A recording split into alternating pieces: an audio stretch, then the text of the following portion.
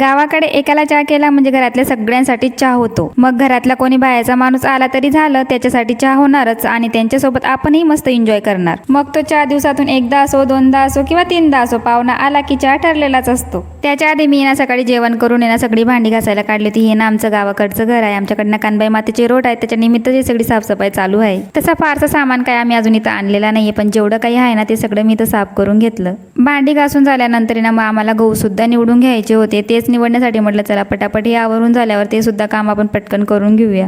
गोधऱ्यावरून येताना मोठा ब्लॉग मी शूट केला होता, पण आमच्या ईशूताईच्या कृपेने तो सगळा डिलीट झाला. म्हणजे मोबाईलमध्ये काय केलं आणि काय नाही, जेवढ्या पण क्लिप आम्ही शूट केलं त्याने सगळ्या तिने डिलीट केलं. आमच्या घराच्या मागे एवढा छान व्ह्यू दिसतो ना, आणि आज तर वातावरण खूपच छान होतं आणि एवढं मस्त वाटत, थंडगार हवा सुद्धा चालू होती. आता व्ह्यू तो 4-5 दिवस आपल्याला दिसणारच आहे. म्हटलं चला आता स्वयंपाकाची तयारी करूया. आणि स्वयंपाकामध्ये आज भेंडीची भाजी आणि चपात्यांचा बेत होता. आणि गावाकडचा हा किचन आहे ना, माझ्या हाईटनुसार मला थोडा उंच वाटतो. तर कसा वाटला व्हिडिओ नक्की सांगा. चॅनलवर नवीन असेल तर सबस्क्राईब करा, लाईक करा, शेअर करा आणि कमेंटही करा. Thank you so much for watching. Bye.